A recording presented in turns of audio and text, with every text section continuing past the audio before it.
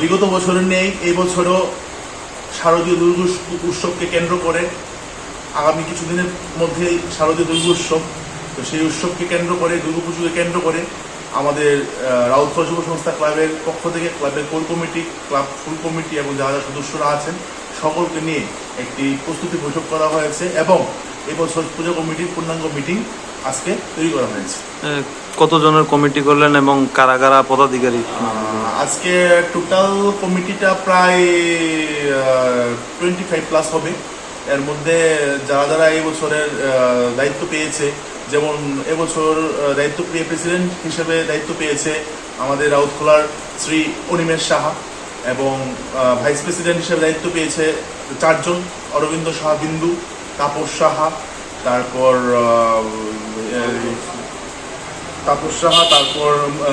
MD মুবারক হোসেন। আপনারা হয়তো বা জানেন এটা একটা আমাদের রাউতখোলার মধ্যে উত্তর রাউতখোলা আমাদের রাউতখোলা ক্লাবের আন্ডারে পড়ে। তো আমরা এই উত্তর রাউতখোলার যারা যারা আছেন ওরাও আমাদের ক্লাবে ছিল, সদস্য হিসেবে থাকি সবসময়। এবার ওদেরকেও আমরা পুজো কমিটির মিটিংয়ে রেখেছি এবং আমরা সবসময় রাউতখোলা সবার স্বার্থে সবার একসাথে নিয়ে আমরা কাজ করতে চাই এবং সবসময় করে থাকি এটা।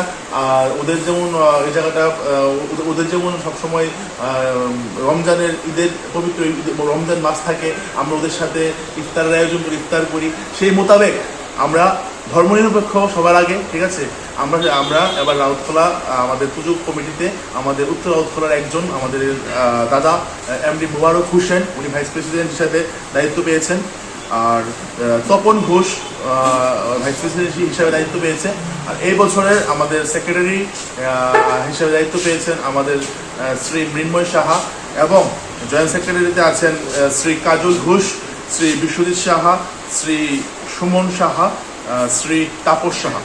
আর এবছর কোষাধ্যক্ষ হিসেবে দায়িত্ব পেয়েছেন আমাদের রাউতখোলার শ্রী দেবজিৎ সাহা এবং সহ কোষাধ্যক্ষ হিসেবে দায়িত্ব পেয়েছেন শ্রী অজয় সাহা। আর ম্যাগাজিন ইনচার্জ তথা কালচারাল ইনচার্জ এটার দায়িত্ব পেয়েছেন বাপন সাহা আর গোপাল সাহা। আর এর বাদেও আমরা 15 থেকে 16 জনের একটা সদস্যর একটা কমিটি করেছি। এটা আমাদের এবার আজকের ক্লাব কমিটি পূর্ণাঙ্গ কমিটি হয়েছে। এবছর যে পুজো করবেন আপনাদের পুজোর মোটামুটি বাজেটটা কিরকম রয়েছে এবং মূল আকর্ষণ হিসাবে কি থাকতে পারে? সর্বপ্রথম বলে থাকি আজকে আমাদের মেনলি আজকে পুজো কমিটি এবং বিগত বছরের যে পুজো হয়েছে তার কিছু হিসাব নিকাশ আমরা আজকে ক্লাব পক্ষে আমরা উপস্থাপন করেছি এবং কমিটি গঠন করেছি। আর আগামী 2-3 দিনের মধ্যে আমাদের প্রত্যেক বছরই আমাদের রাউতখোলা ক্লাব আমরা কিছু একটা ইনোভেটিভ করার চেষ্টা করি, একটা আকর্ষণ পূজা করার চেষ্টা করি। এবছরও আমাদের কিছু একটা ইনোভেটিভ থিম থাকবে আমরা আশা রাখছি এবং আগামী 2-3 দিনের মধ্যে আমরা যারা পূজা কমিটির দায়িত্ব পেয়েছেন ওদেরকে নিয়ে মিটিং করে এবছরের পুজোর কি থিম হবে। আর বাজেটটা প্রত্যেক বছর যে এরকম বাজেট হয় আমাদের ক্লাবে 10, 15, 20 এরকম থাকবে। আশা করি এবারও এরকমই থাকবে।